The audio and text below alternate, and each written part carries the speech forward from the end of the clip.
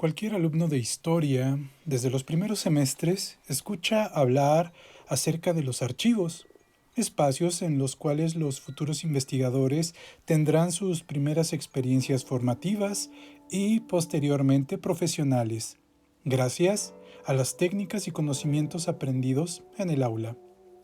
Cuando nunca hemos visitado un archivo en nuestra vida, tales referencias están llenas de fantasías e imaginación, y de hecho, la primera visita a un archivo puede ser, para muchos, un cruel enfrentamiento entre lo imaginario y la realidad. Así pues, ¿cuáles son las primeras dificultades a las que un estudiante de historia tiene que enfrentarse cuando visita por primera vez un archivo histórico? En el video de hoy, el Bonobo, en compañía de Aarón Vázquez Alvarado y Vanessa Georgina Santiago López, nos hablarán de los problemas más comunes a los que cualquier estudiante de historia debe enfrentarse las primeras veces que visita un archivo histórico. ¿Nos acompañas?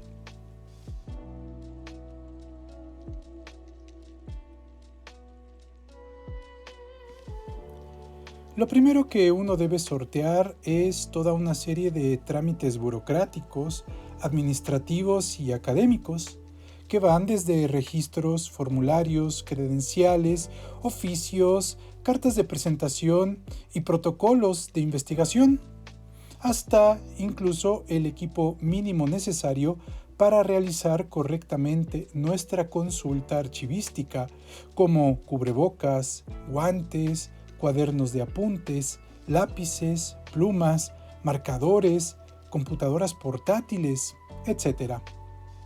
En segundo lugar, nunca vayas al archivo si antes no hiciste un protocolo de investigación o, como mínimo, una serie de preguntas previas, por muy escuetas o provisionales que éstas sean.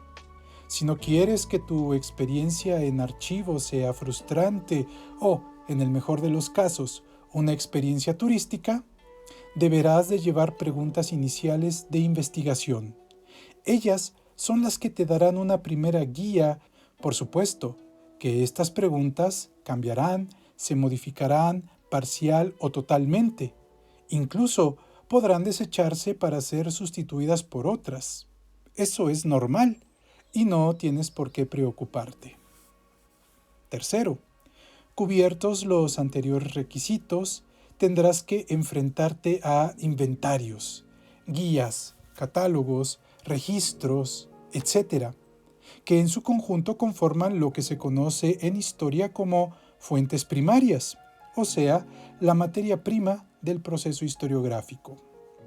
En cuarto lugar, hay que hablar de la lectura misma de las fuentes primarias, lo que requiere, por parte del investigador, una competencia en paleografía, diplomática y archivística, disciplinas auxiliares de la historia que le serán de extraordinaria utilidad en el momento de analizar las fuentes.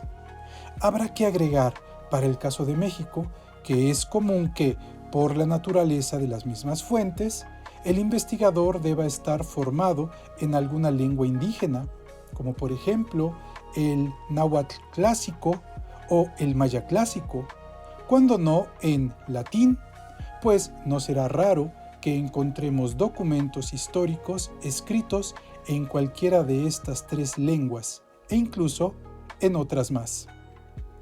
En quinto y último lugar, será indispensable que cuentes con una buena dosis de concentración, pues visitar un archivo significa revisar una gran cantidad de fuentes escritas.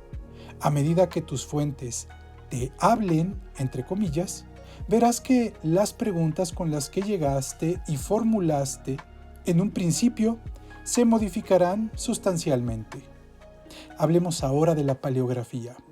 Por paleografía podemos entender la disciplina encargada de leer y comprender las fuentes históricas, garantizando, en la medida de lo posible, su legibilidad, su sentido y significado. Como tal, la paleografía tiene tres objetivos fundamentales. 1. Servir como herramienta que permita una correcta lectura del documento. 2. Interesarse por el estudio de la naturaleza y transformación de los signos gráficos. Y 3. Servir de disciplina auxiliar de la historia. El estudio paleográfico es indispensable para el análisis histórico, pues como te habrás de imaginar, las fuentes históricas se presentan bajo sistemas alfabéticos y gráficos muy distintos a los nuestros. Incluso allí, donde podemos asegurar que se trata, por ejemplo, de fuentes escritas en lengua castellana, pues por razones históricas, el español que se hablaba y escribía en los siglos XVI, XVII y XVIII no es el mismo al que hablamos en pleno siglo XXI. A esto hay que añadirle los imponderables de la caligrafía, trazos incompletos, variantes gráficas, trazos erráticos y a veces incomprensibles, entre otros más. Todo lo cual no hace sino dificultar la plena inteligencia de las fuentes escritas. En términos generales, entre más antigua es una fuente, más difícil es de leerse. Por esto, para facilitar su trabajo, la paleografía ha establecido una tipología gráfica que permite la clasificación, identificación y fácil lectura de los distintos tipos de grafías existentes en los archivos mexicanos. Tales tipos son letra gótica ornamental, letra cortesana del siglo XVI y letra procesual encadenada de los siglos XVI y XVII. Parte importante dentro del proceso paleográfico es hacer legibles los trazos que conforman las letras, palabras, oraciones y párrafos de una fuente primaria. La paleografía capacita al historiador para que reconstruya los trazos, siga una lógica del proceso de trazado de las letras, memorice nexos y conectores discursivos, así como una gran cantidad de abreviaturas y numeraciones. Todo con el fin de sacar el mayor provecho de la información contenida en las fuentes y que interesa para responder a las preguntas de investigación. Respecto a la diplomática, esta puede entenderse como la disciplina interesada en identificar el tipo de documento, así como el tipo de producción, o sea, que se interesa por estudiar internamente al documento. Por último, un archivo es un conjunto de documentos reunidos a lo largo del tiempo, ya sea por una persona o por una institución pública o privada, conservados respetando un cierto orden para que sirvan como testimonio y fuente de información para la propia persona o institución que lo produjo o para los ciudadanos.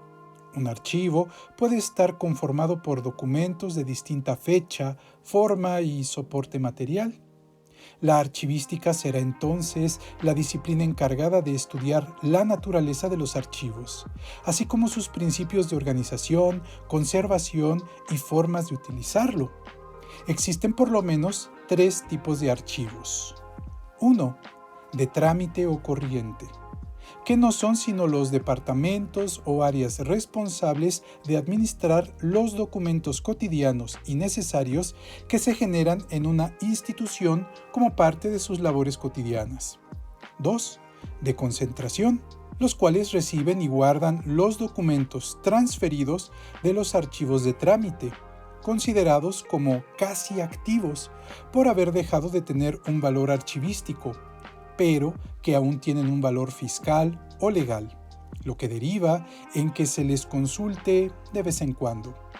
Este tipo de archivos juzgan y resuelven a través de distintos análisis qué tipo de documentos aún tienen un valor testimonial, de evidencia o informativo, ya sea para llevarlos al archivo histórico o ser dados de baja. 3. Histórico. Es el lugar encargado de organizar, conservar, administrar, describir y difundir la memoria documental institucional. A este último sitio es al que va el común de los investigadores, pues aquí es donde se encuentra la información necesaria que responde a las preguntas planteadas y que son resueltas mediante distintas técnicas, métodos, disciplinas y ciencias. Como puedes darte cuenta, la consulta de los archivos es fundamental en la labor del historiador. De la misma forma en la que la paleografía, la diplomática y la archivística son herramientas indispensables para que el investigador lleve a cabo su labor de una forma eficiente, pues hay que recordarlo, es en estos recintos donde se encuentran las fuentes originales o primarias. Pero, ¿y tú, qué piensas? No olvides dejarnos tu opinión en la caja de comentarios. Si este video ha sido de tu agrado, no olvides darle like, suscribirte y activar la campanita de notificaciones. Saludos y hasta el próximo video.